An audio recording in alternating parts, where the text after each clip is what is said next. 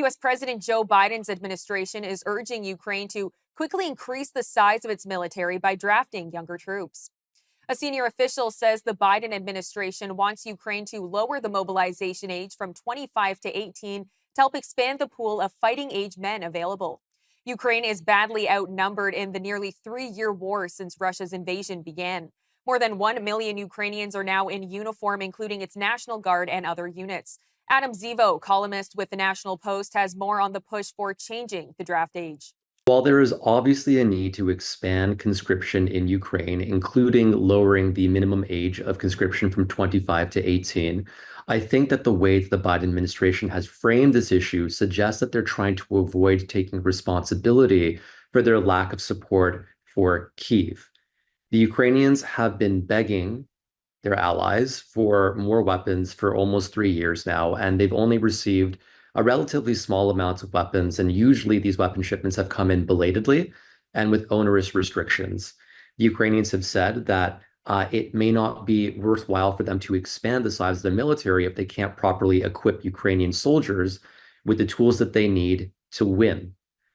There is no point in throwing more people on the front lines if you're essentially using them as meat.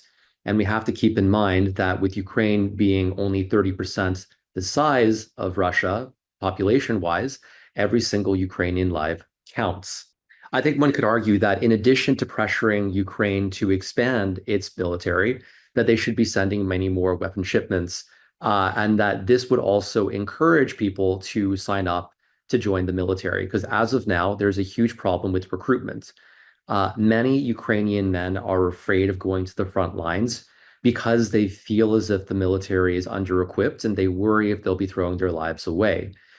It is difficult to convince someone to go to the front if they feel like they're only going to survive for a few weeks and not make a difference.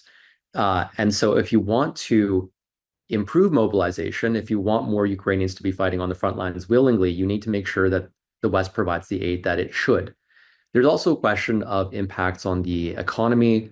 As of now, Ukraine has managed to survive economically with some level of continuity because many people just continue to work as if the war doesn't exist, at least in the West. Obviously, missiles come in, but for the most part, people just do their jobs. And if you were to take out young Ukrainian men from the economy, then that might undermine the current workforce and decrease the tax base necessary to fund the war going forward. And that would only make Ukraine more dependent on its allies, who at this point seem to be rethinking their support. And that might put Ukraine in a more vulnerable position.